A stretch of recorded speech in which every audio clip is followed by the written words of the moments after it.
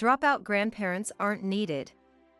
They would just be an obstacle to raising our child as an elite like me. Gertrude, my brother's wife, said with a smirk, her words dripping with disdain.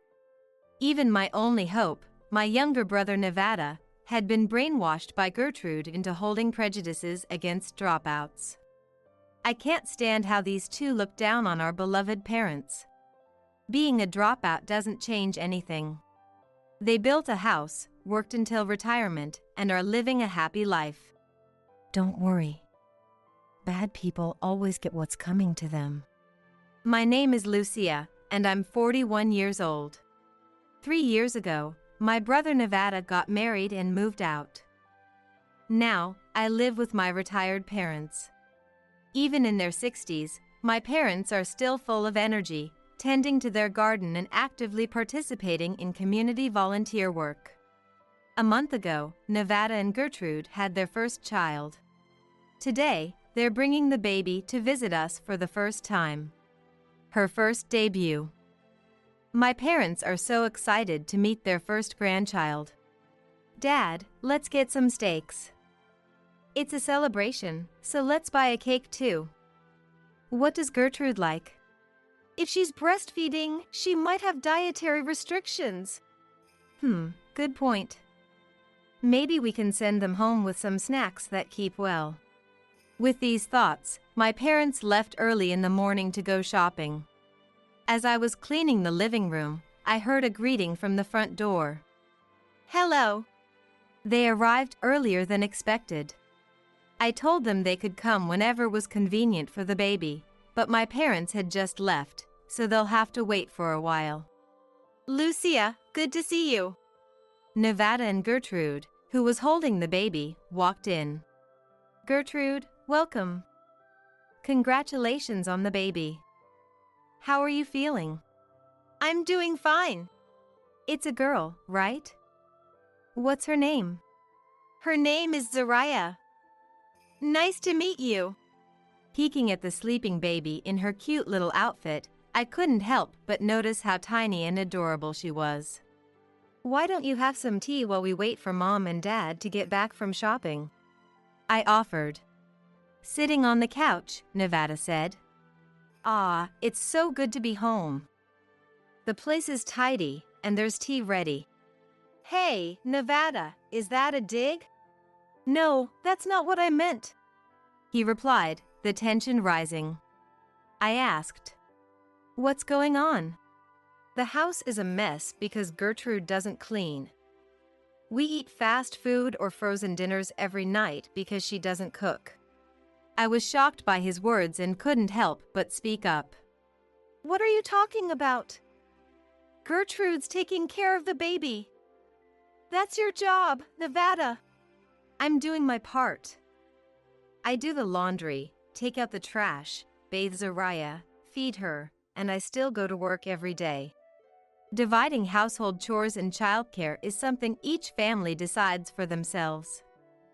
There's no right answer.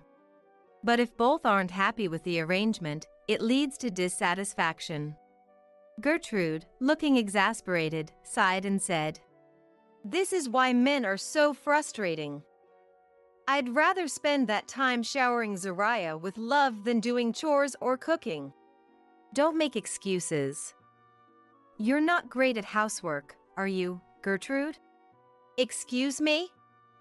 I graduated from a prestigious university and was trusted to manage the front desk at a large corporation. Of course, I don't have time to be good at housework. Well, now that you're a mother, you should stop making excuses and get on with it. Stop telling me what to do. It's not fair. Women always get the short end of the stick.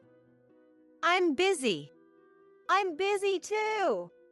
Seeing that this could easily turn into a full-blown argument, I decided to step in, even if it wasn't my place. Come on, you too. Let's not fight. Zariah will be upset. Look at how Mom and Dad have always supported each other and made it work. Yeah, you're right. Mom and Dad are like two halves of a whole. Yeah, Or maybe they just gave up on each other after all these years. Gertrude, don't talk like that. Sure, they started dating right after middle school and have been together ever since. What? They were childhood sweethearts? No, they both started working at a food processing plant right after middle school. That's where they met. Gertrude let out a surprised, "Huh?" in a strange voice, clearly shocked. They dropped out? Both of them? Yes, they did. And you kept this a secret? It's not something that really comes up. Wow, that's disappointing. Her words made my blood boil. Being a dropout doesn't change anything. They built a house, worked until retirement, and are living a happy life. Gertrude, with a condescending smirk, said, "Lucia, I'm sorry, but I guess an elite like me just wouldn't understand." Lucia, I'm sorry, but I guess an elite like me just wouldn't understand. What elite? I wanted to shout. Just because she went to a good university, paid for by her parents, she acts so superior. After all, dropouts, they lack common sense, have low-paying jobs, and face many difficulties, don't they? Is that true? Nevada asked, looking puzzled. How can you not call Gertrude out on that, Nevada? Of course not. Gertrude, could you please stop with the prejudice? Well, but it's what everyone says. Is that so? Oh, come on, Nevada. Get a grip. Just then, my smartphone buzzed. I got a message. We're on our way back. The thought of my parents coming home with a feast for Nevada and Gertrude, only to be met with such ungratefulness, made me lose all enthusiasm. The baby, who had been sleeping, started to cry. Gertrude, picking up the baby, said, "Oh dear." And then, unbelievably, "Well, we're going to leave now." Leave? Why? Because the baby's crying, so we should go. But you came to show the baby to Dad and Mom, didn't you?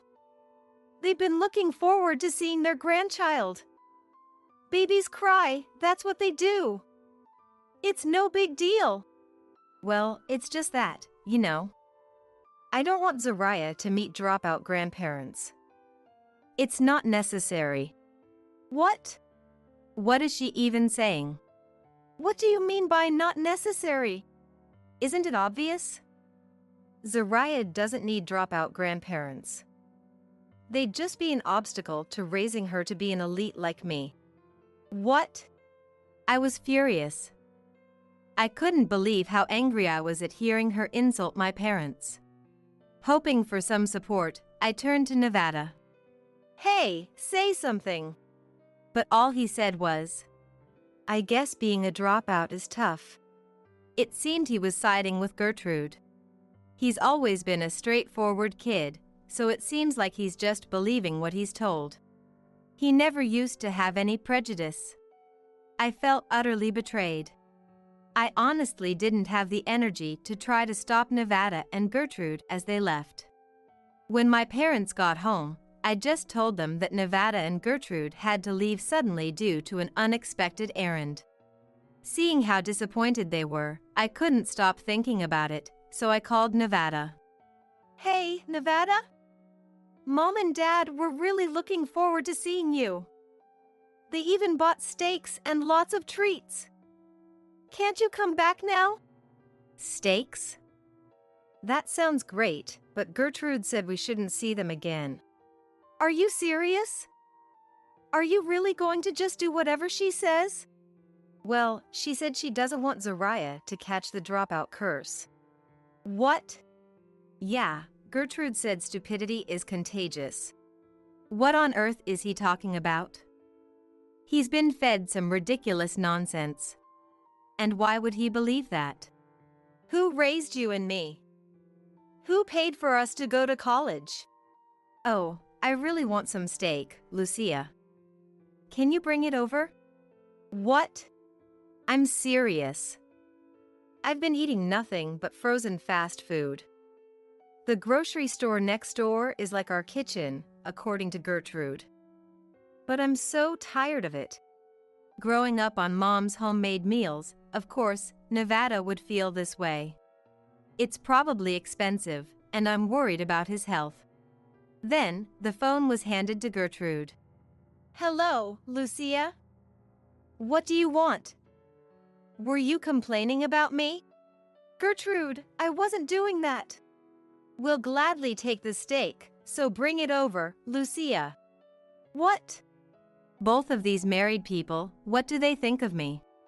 If I had known there was steak, I would have stayed longer. Next time, tell me sooner, you're so thoughtless. What? Endure? Exactly on what? I was furious. I'm coming over now. Okay, bring a lot. Wait for me. I hung up. There's no way I'm bringing steak. I'll enjoy it with my parents instead. I won't feel better until I confront them directly and give them a piece of my mind. Their apartment is only about 5 minutes away by car. I rang the doorbell, and without waiting for a response, I opened the door, determined. Ugh!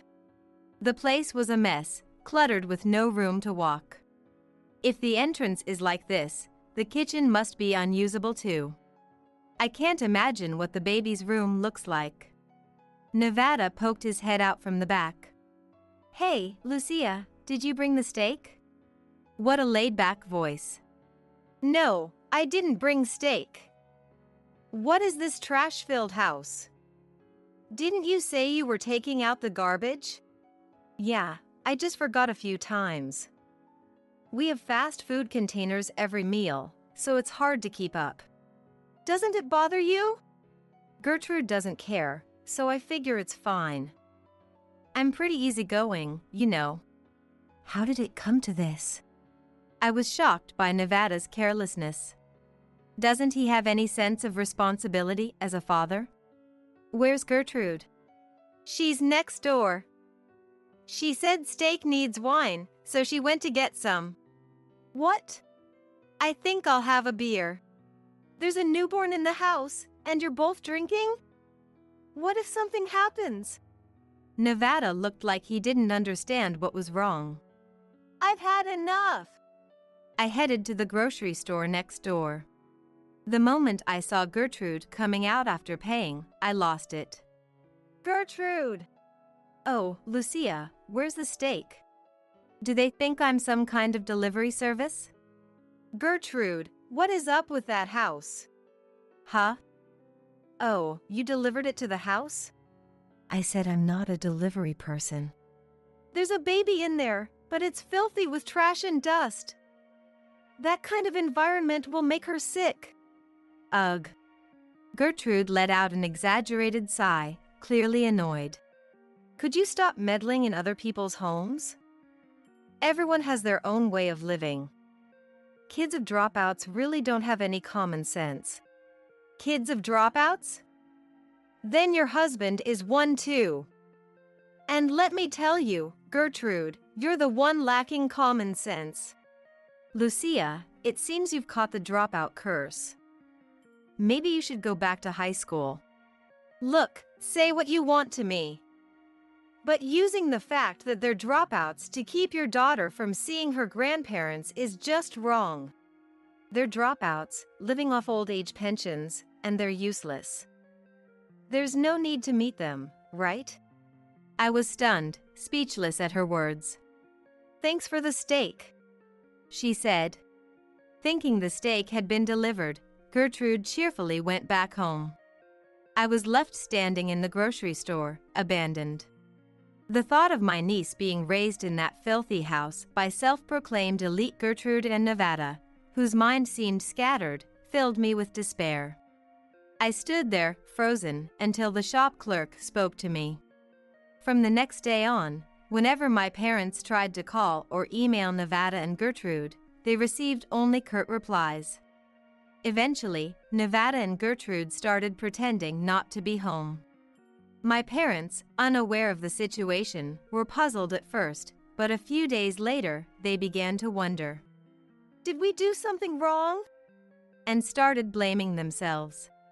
I wanted to tell them that they had done nothing wrong, but I couldn't bring myself to reveal the truth. They just had a baby. They'll come around once Gertrude feels better. You're right. We shouldn't push too hard. Seeing my parents worry when they had done nothing wrong made my heart ache. Mom softly muttered, I just want to hold my grandchild. It'll be okay because people who do bad things always get what's coming to them. What do you mean? They'll definitely come back to apologize. Oh, why's that? Because they'll need to leave their grandchild with us. Did something happen? Just then, Nevada and Gertrude arrived, almost as if on cue.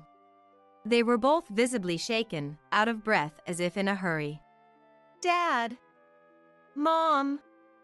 Please take care of Zariah. What's going on? We need to go to Gertrude's parents' house. When? Right now. Right now? The urgency in their voices made it feel like they were fugitives. Your parents live in New Orleans, right? Are you both going? What happened so suddenly? Mom, who had been handed the peacefully sleeping grandchild, was panicking at the unexpected situation. Knowing the full story, I turned to them and said, Running away won't solve anything, you know. I'm not in the wrong. It's ridiculous that they'd file a complaint over something so trivial. My parents were shocked. A complaint? They asked, astonished. Let me explain what happened. A few days ago, after being left at the grocery store by Nevada and Gertrude, a shop clerk approached me and asked, Are you related to the woman you were talking to? Yes, they're family. I need to discuss something with you. The clerk began, and what they said was shocking. Apparently, Nevada and Gertrude, who were regular customers at the grocery store, had been causing the store some losses. I initially feared it might be theft, but it turned out they were always pressing the wrong button when buying coffee.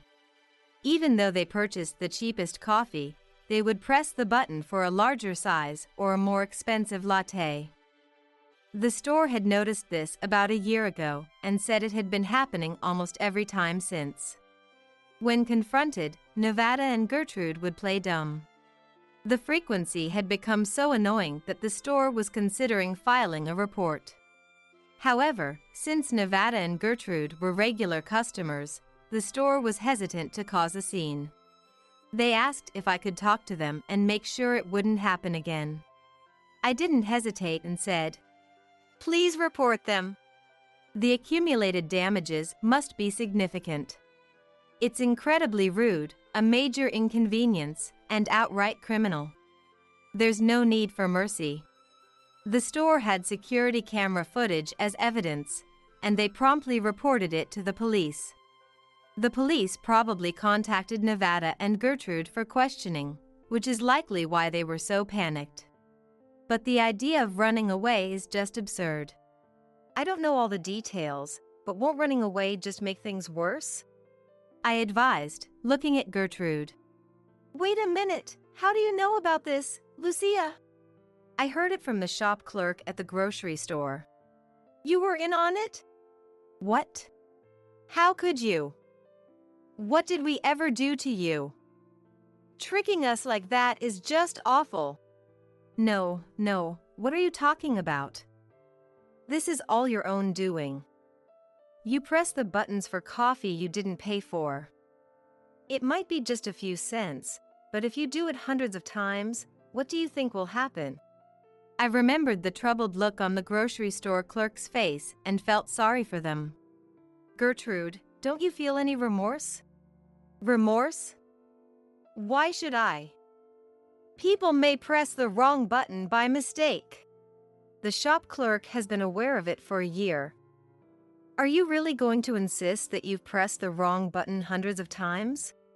The clerk doesn't get paid less because of it. They're not really bothered.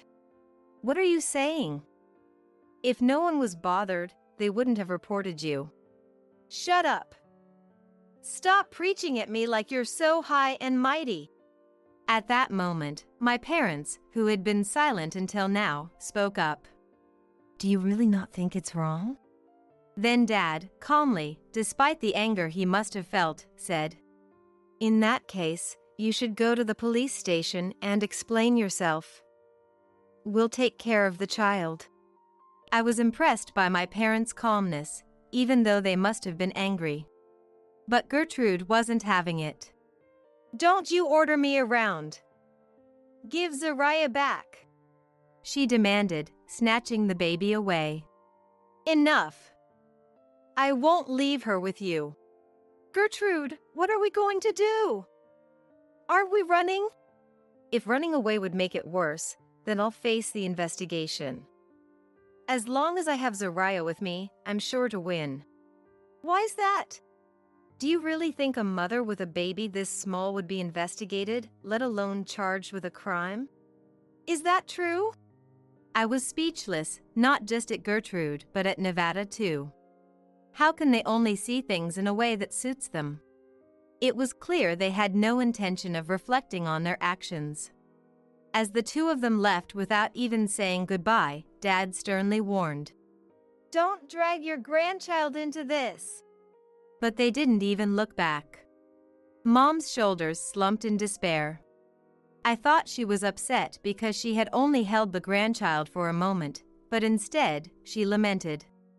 Was Nevada always this foolish? Did we raise him wrong? I thought to myself, Mom, I think it's Gertrude's fault. According to her, stupidity is contagious. A few hours later, we got a call from the police station. It seems Nevada and Gertrude had done something foolish after all. Of course, just because they had a baby with them didn't earn them any sympathy, and they were indeed questioned. And predictably, they caused a scene, kicking up a fuss. I can just imagine them yelling over some grocery store coffee, or everyone does it. Apparently, they even tried to leave on their own, so the police had to take them into custody. What were they thinking, turning this into an even bigger mess? They're truly a disappointing married couple. They said the baby could be placed in an infant care facility, but if possible, they'd prefer a relative to pick her up. Of course, I went to get her. Even in this situation, Gertrude remained defiant. What did I do wrong? Get me a lawyer. I couldn't understand why she assumed she already had a lawyer, but for her sake, Dad contacted the legal advisor from his former company. Apparently, they're now drinking buddies. Gertrude continued making excuses and acting arrogant, but the lawyer sternly told her, This is embarrassing as an adult. You need to reflect on your actions first. Finally, she seemed to calm down. It appears that this self-proclaimed elite, who never rose above a receptionist, does listen to a lawyer. Maybe if she knew Dad was the one who called him, she might listen to Dad as well. Mom, on the other hand, seemed to enjoy holding her grandchild as much as she wanted. She was delighted to change diapers and feed the baby. After that, I took Zariah to the pediatrician because I was concerned, and they scolded me at the hospital. If this continues, she might develop allergies. If this continues, she might develop allergies. Mom came back home with a pale face. They asked me if she had been in an unclean environment.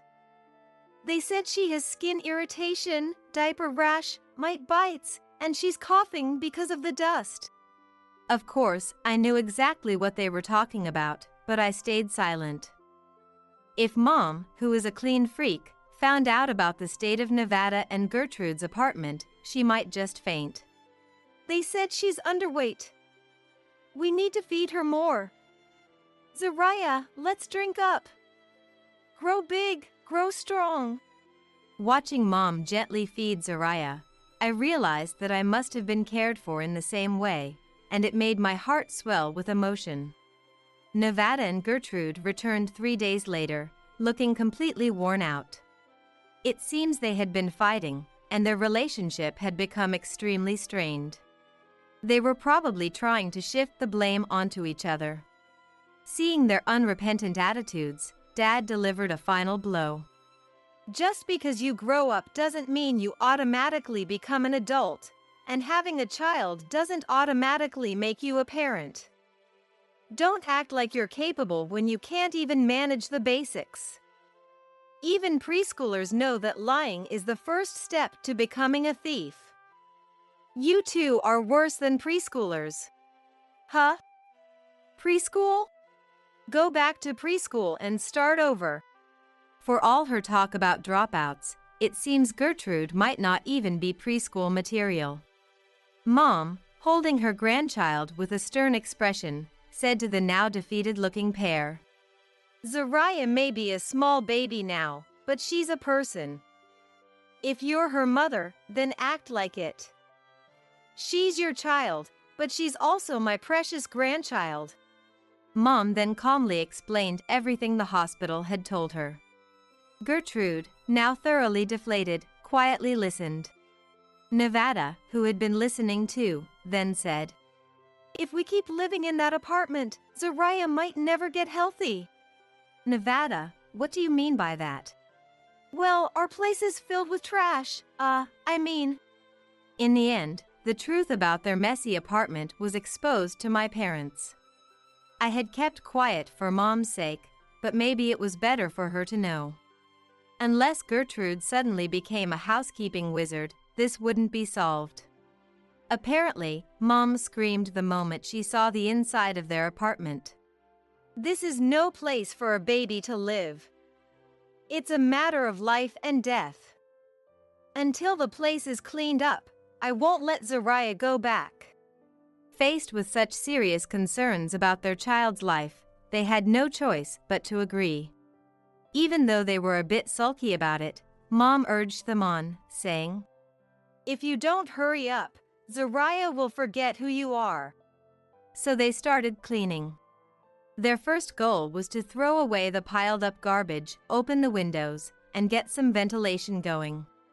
Just imagining the situation made me shudder, and I couldn't even guess how long it would take to clean up. About a month later, after finally finishing the cleanup, Gertrude came to pick up Zariah. "Please give Zariah back to me," she said, glaring resentfully at Mom. She didn't even offer thanks, nor did she seem repentant at all. I said, "Gertrude, it looks like your place will be a mess again soon. Gertrude, it looks like your place will be a mess again soon." "What?" "No, it won't be," I shot back at her tense face. "Nevada told me. You couldn't clean it yourself, so you hired a professional cleaning service." "What? He told you that? I can't believe it. You're going to start baby food soon, and you still haven't started cooking, have you?" I have a little. The grocery store clerk told me you still come every day. They even contacted me to ask you not to sneak in since you've been banned. Isn't there anyone on my side? Gertrude, I can teach you how to clean and cook.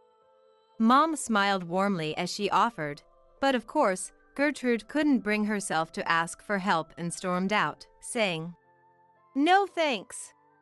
Oh dear, I would have trained both Gertrude and Nevada together, Mom said as she gently rocked the baby. I also think it would be best for Gertrude to learn from Mom, who's a veteran at housekeeping, but who knows when her pride will allow her to come and apologize. 3 months later. In no time, the apartment became a mess again, and Nevada and Gertrude continued their lazy lifestyle. They're so irresponsible that they can't even take care of themselves, let alone look after a child. Believe it or not, Gertrude started working just to have an excuse not to do housework. She got a job as an office clerk at a shipping company. Given her self-proclaimed elite background as a receptionist, it seems that the only skill Gertrude truly possessed was sitting around and smiling. She couldn't do anything else. With her high pride, she wouldn't listen, wouldn't bow her head, and lacked even basic common sense. Unsurprisingly, she got fired in no time. Even so, I admire that she had the nerve to say, "A company that doesn't recognize my worth? I don't need them." Next, she started working in a pastry shop, in production. She couldn't wake up early and was late every day. It's just a matter of time before she's fired again. I really wish she would stop causing trouble for society. Meanwhile, they left their child with my parents the entire time. For someone who once said she wouldn't let her daughter meet high school dropouts, it seems she dislikes housework even more. I just can't understand it. I can't, in good conscience, send my niece back to that apartment for the sake of her health. I was the only one upset, thinking they were using our parents' home as a daycare. But Mom and Dad seem to enjoy taking care of their grandchild every day, as if it's making them younger. Even today, Mom is lovingly holding her granddaughter. Grow up big and strong, stay healthy, and grow up big.